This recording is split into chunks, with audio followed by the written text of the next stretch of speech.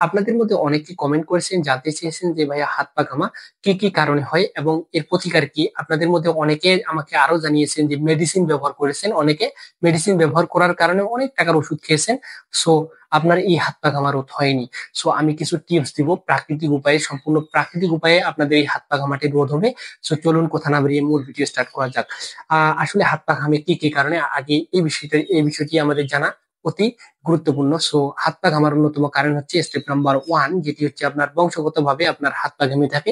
So দ্বিতীয়ত যে বিষয়টি হচ্ছে হাত পা ঘামার অন্যতম কারণ হচ্ছে হাই প্রেশার যাদের, এবং যারা আপনারা অনেক ওজনে অনেক বেশি, তাদেরও হাত পা ঘেমে থাকে। সো এই কারণে আপনার হাত পা ঘেমে থাকে। এবং দ্বিতীয়ত যে বিষয়টি হচ্ছে আপনার চিন্তা করা, অতিরিক্ত চিন্তা বা টেনশন করার কারণে আপনার এই হাত পা ঘামে। এখন দেখা যায় যে আপনারা যখন মাঠ করতে যান, অফিসারের সামনে যখন আপনারা দাঁড়ান, তখন দেখা যায় যে আপনারা অনেকেই চিন্তা করেন যে কি হবে, বাদ করব। এই বিষয়গুলো আসলে ভাবা যাবে না। এই বিষয়গুলো ভাবার কারণে আপনার দেখা যায় যে শরীরে এক ধরনের তাপ তৈরি হয়। তাপ উৎপাদনের কারণে আপনার শরীরে বিভিন্ন অংশে ঘামা শুরু হয়। সো এটা থেকে বিরত থাকবো। সো আপনার পরবর্তী স্টেপে যে টিপস গুলো আছে সেগুলো আলোচনা করার আগে আপনার কাছে ছোট্ট রিকোয়েস্ট থাকবে, যারা ইউটিউব চ্যানেল থেকে দেখছেন অবশ্যই চ্যানেলটি সাবস্ক্রাইব করে রাখবেন। যারা ফেসবুক পেজ থেকে দেখছেন অবশ্যই ফেসবুক পেজটি ফলো দিয়ে রাখবেন। সো চলুন কথা না বাড়িয়ে মূল ভিডিও স্টার্ট করা যাক। স্টেপ নাম্বার ওয়ান, আপনাদের মধ্যে অনেকে কি করেন যে চা, অতিরিক্ত গরমে চা বা কফি খেয়ে থাকেন। চা কফি খাওয়া ভালো, ঠিক আছে, কিন্তু চা বা কফি আপনার চেষ্টা করবেন যে একটু ঠান্ডা করে খাওয়ার। এই চা বা কফি একটু ঠান্ডা খাওয়ার চেষ্টা করবেন। সো দ্বিতীয় নম্বর স্টেপে হচ্ছে আপনারা আপনাদের মধ্যে অনেকে ঝাল জাতীয় তরকারি খেয়ে থাকেন। যে এই যে ঝাল জাতীয় জিনিস খাওয়ার কারণে শরীরে এক প্রকার তাপ উৎপাদন হয়। এই তাপ উৎপাদনের কারণে আপনার বিভিন্ন অংশে হাত পা ঘামা শুরু হয়। তৃতীয় নাম্বার স্টেপে যে বিষয়টা হচ্ছে আপনাদের, সেটা হচ্ছে আপনারা আপনারা চেষ্টা করবেন যে লেবুর রস খাওয়া। লেবুর রস খাওয়ার চেষ্টা করবেন, এবং লেবুর রসের যে লেবুর রসটা আপনারা কাটবেন, কাটার পরে সেই লেবুর রস আপনারা হাত এবং পায়ে আপনারা একটু ঘষাঘষি পরিষ্কার করার চেষ্টা করবেন। এর মাধ্যমেই গবেষণায় দেখা গেছে এর মাধ্যমে আপনার হাত পা রোধ করা সম্ভব।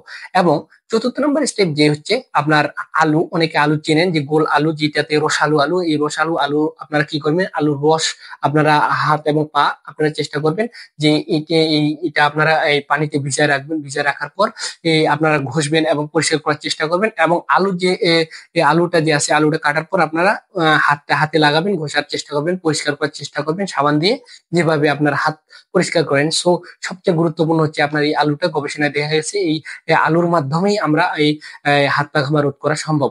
সো পরবর্তী স্টেপ যেটা হচ্ছে আপনাদের মধ্যে অনেকে যে আপনার এই তেল জাতীয় জিনিস ব্যবহার করেন মাথায় এবং পায়ে, শরীরে বিভিন্ন অংশে এই তেল জাতীয় জিনিস ব্যবহার করার কারণে আপনার দেখা যায় যে এই হাত পায়ে আপনার তেল লেগে থাকে, ঠিক আছে। এই হাত পায়ে আপনার তেলগুলা আমরা সাবান দিয়ে সুন্দরভাবে ধুয়ে ফেলবো, এবং চেষ্টা করবো মাথায় অতিরিক্ত তেল ব্যবহার না করার। তেল ব্যবহার করার কারণে আপনার এই হাত পা ঘামা এক ধরনের শুরু হয়ে যায়।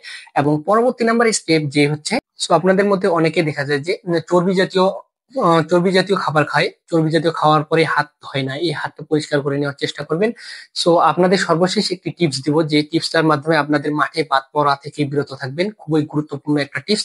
সো আপনারা চেষ্টা করবেন বেকিং সোডা যে আপনার 2 থেকে 3 চামচ এটা পানিতে ভিজিয়ে রেখে আপনার হাত পা ধোয়ার চেষ্টা করবেন। এবং আপনারা চেষ্টা করবেন লেবুর রসের সাথে কিন্তু আপনার এই লবণ একটু দেওয়ার পরে, বেকিং সোডা দেওয়ার পরে আপনারা চাইলে সেই হাত পা ধুতে পারেন। এবং পরবর্তীতে যে যে যে বিষয়টা হচ্ছে আপনাদের ভিনেগার। এই ভিনেগারটা আসলে আপনারা 2 থেকে 3 4 চামচ পানি নিয়ে, 1/2 লিটার পানিতে নিয়ে আপনারা হাত পা ধুতে পারেন 15 থেকে 20 মিনিট রাখার পর। সো এই টিপস গুলো আপনারা যদি ফলো করেন, তাহলে আমি গ্যারান্টি দিয়ে বলতে পারি আপনার এই হাত পা ঘামা থেকে বিরত থাকবেন। এবং আপনাদের মধ্যে অনেকে আপনাদের কি করে যে এই শু পরে, জুতা পরে, অনেক টাইট জুতা পরার কারণে হাত পা ঘামে, এবং মোজা টাইট পরে থাকে। এই টাইট মোজা বা জুতা থেকে আপনারা বিরত থাকবেন। এবং জুতাটা যদি আপনারা পরেন, এই জুতাটা আপনারা কি করবেন, এই জুতাটা আপনারা চেষ্টা করবেন যে আপনারা পরিষ্কার পরিচ্ছন্নতা রাখার, এবং মোজাটা পরিষ্কার পরিচ্ছন্নতা রাখার। এবং জুতা এবং মোজা পরার পর পরবর্তীতে আপনারা এই হাত পা সুন্দর করে ধুবেন এবং পরিষ্কার করবেন। সো আপনারা চেষ্টা করবেন যে সম্পূর্ণ একবারে প্রাকৃতিক, যে আপনাদের এই যে পানিগুলো আছে, পুকুরের পানি থেকে বিরত থাকবেন। বিভিন্ন ধরনের খাল বিলের পানি থেকে বিরত থাকবেন। আপনারা পরিষ্কার পানি দিয়ে গোসল করবেন এবং হাত ধোয়ার পরে আপনারা টিস্যু বা নরম কাপড় দিয়ে আপনারা হাত পা পরিষ্কার করে নেবেন, এবং হাত পা আপনার মুছে নেবেন। সো পরবর্তী স্টেপে হচ্ছে যে আপনারা এই খালি পায়ে হাঁটার চেষ্টা করবেন। অর্থাৎ যে পায়া জুতা ছাড়া হাঁটার চেষ্টা করবেন মাটিতে। এটা ব্রেন এবং স্বাস্থ্যের জন্য অনেক ভালো, গবেষণায় দেখা গেছে। আপনারা চেষ্টা করবেন এটা। এবং সর্বশেষ যে আকর্ষণীয় বিষয়টা হচ্ছে যে আপনারা যদি চান, খুবই গুরুত্বপূর্ণ একটা টিপস, এই টিপসটা আসলে কেউ কাউকে শেয়ার করতে চায় না।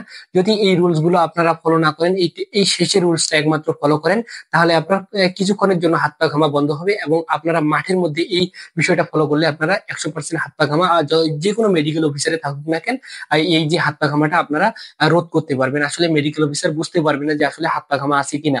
সো চলুন কথা না বাড়িয়ে যে আসলে জেনে নেওয়া যাক যে আপনারা চেষ্টা করবেন যে, আপনারা দেখছেন অনেকে মাঠ করছেন যে শরীরে কোনো কাপড় থাকে না, শুধুমাত্র প্যান্ট থাকে, হাফ প্যান্ট থেকে। চেষ্টা করবেন যে হাফ প্যান্টটা যাতে আপনার এই যে আপনার এই যে ইয়াটা থাকে, পকেট থাকে, পকেট থাকার কারণে পকেটের মধ্যে ছোট্ট একটা সাবান, এমন একটা সাবান নেবেন যেটা ক্ষার জাতীয় সাবান।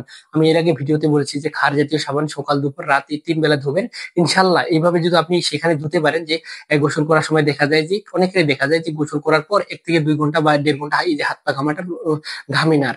সো আপনারা যদি এই টিপসটা ফলো করেন, সাবান দিয়ে হাত ধোন, যে প্রসাব করার আল দিয়ে আপনারা যে কোনো একটা বিষয়ে অজুহাত দেখে আপনারা যেতে পারেন, যে যাওয়ার পরে আপনারা এই সেই হাতটা 2 থেকে 3 বার যদি ধন, তাহলে সারাদিনও সেই মাঠের মধ্যে আপনার আর হাতটা ঘামবে না। সো এই টিপসটা ফলো করবেন। এবং আপনারা চেষ্টা করবেন যে সম্পূর্ণ সম্পূর্ণ এই যে স্লাইন, আপনারা চেষ্টা করবেন ওটস লাইন খাওয়ার, ওটস লাইন বা ডাবের পানি খাওয়ার চেষ্টা করবেন।